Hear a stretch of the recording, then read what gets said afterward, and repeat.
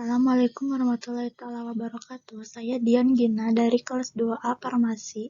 Di sini saya akan menjelaskan tentang interaksi obat dengan hasil laboratorium. Apa itu interaksi obat? Interaksi obat adalah perubahan efek obat ketika dikonsumsi bersamaan dengan obat lain atau dengan makanan dan minuman tertentu. Sedangkan yang dimaksud dengan interaksi obat dan laboratorium di sana merupakan maka akan terjadinya pengubahan akurasi diagnostik tes sehingga dapat positif palsu ataupun negatif palsu. Hal ini dikarenakan terjadinya interferensi dari kimia. Penyebab terjadinya interaksi obat dengan hasil lab. 1.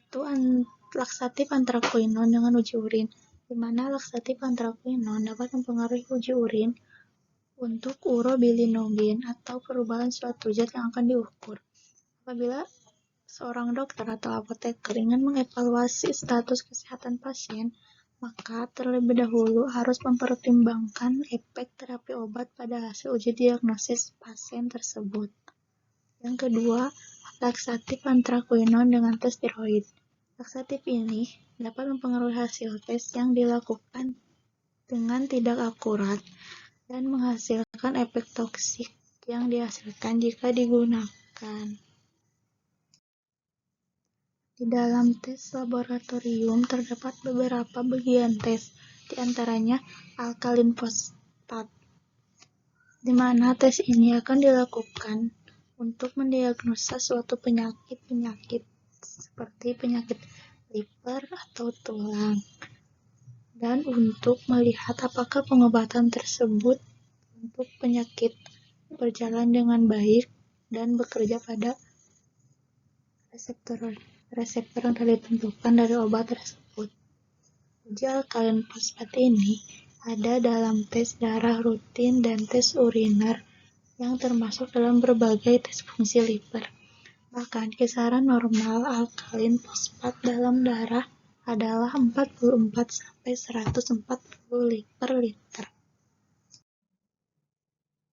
Adapun beberapa obat yang dapat mempengaruhi pada tes alkalin tersebut. Yang pertama, parasetamol dan obat lain, di mana interaksi akan terjadi akan menaikkan kadar alkalin di dalam tubuh. Sedangkan fenobarbital, di mana interaksi yang akan terjadi pada interaksi ini yaitu fenobarbital dapat menurunkan kadar si bilirubin dan dapat menyebabkan penurunan ekskresi dari bilirubin tersebut. Adapun dampak kelebihan dari bilirubin yaitu jika dalam tubuh seseorang memiliki kadar bilirubin yang sangat tinggi, maka tubuh akan mengalami penyakit kuning atau biasa disebut dengan jaundice. Penyakit kuning ini ditandai dengan mata dan kulit yang menguning dan disertai dengan gatal-gatal. Yang kedua adalah pada tes laboratorium yaitu blood urea nitrogen atau disingkat dengan BUN. Tes ini digunakan untuk melihat apakah ginjal bekerja dengan baik atau tidak, di mana pada fungsi ginjal normal adalah 3,6-7,1 mmol atau per liter atau 10-20 dl. BUN tes ini dilakukan dengan mengukur jumlah nitrogen yang berada dalam darah yang berasal dari urea.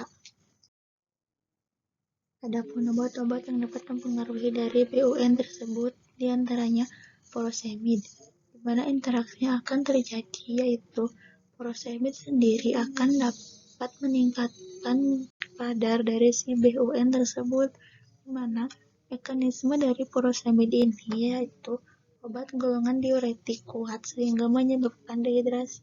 Jika terjadi dehidrasi, maka aliran darah ke ginjal menjadi berkurang. Yang kedua adalah vankomisin. Obat ini juga dapat meningkatkan kadar dari BUN tersebut di dalam darah, di mana vankomisin ini dapat menyebabkan ginjal tidak bekerja dengan baik.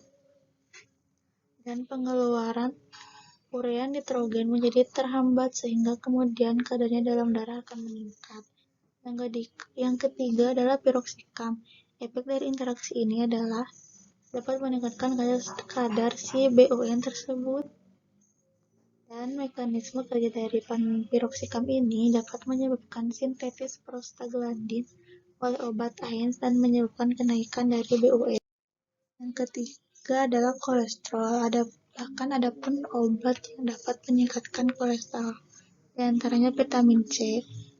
Jika penggunaan vitamin C pada dosis tinggi, maka dapat menurunkan kadar kolesterol, di mana mekanisme dari vitamin C tersebut akan memperlebar arteri sehingga memperkecil deposisi kolesterol pada dinding arteri dan meningkatkan aktivitas fibrosis yang bertanggung jawab untuk memindahkan penumpukan kolesterol dari arteri dan dapat mengeliminasi kelebihan kolesterol dalam aliran darah dengan membawanya ke ampedu. Selanjutnya yaitu glukosa atau kadar gula dalam darah. Contoh obatnya adalah 1 atenolol, di mana atenolol tersebut dapat menurunkan konsentrasi si glukosa dalam darah. Dan mekanisme dari atenolol ini itu menghambat si glikogenolisis di sel hati dan otot rangka sehingga mengurangi efek dari hiperglikemik. Yang kedua adalah kortikosteroid atau golongan glukokortikoid dapat meningkatkan gluconeogenesis dan mengurangi penggunaan glukosa di jaringan perifer melalui hambatan transport glukosa sedangkan kadar normal dari glukosa adalah 7-2 dl. Kemudian transaminase, di mana transaminase ini bekerja untuk mendeteksi adanya kerusakan hati. Pemeriksaannya dengan pengukuran SGOT dan SPGT, di mana keduanya terdapat di dalam sel hati dalam jumlah yang besar dari ditemukan dalam serum dalam jumlah yang kecil. Adapun obat yang dapat mempengaruhi dari SGOT diantaranya antibiotik, narkotik, vitamin, antihipertensi seperti metilodopa, guanetidin, teofilin. Obat-obatan tersebut dapat meningkatkan nilai dari SGOT tersebut.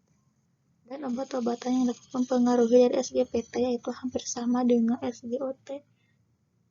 Bahkan yang membedakannya di dalam obat yang mempengaruhi SGPT tidak terdapat obat antihipertensi yang mengakibatkan meningkatnya nilai dari SGPT tersebut.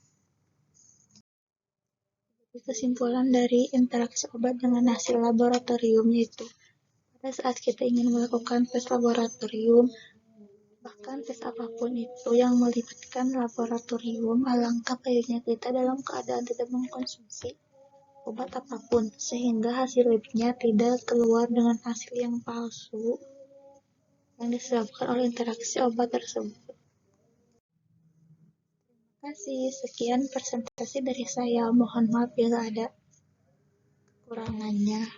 Assalamualaikum warahmatullahi wabarakatuh.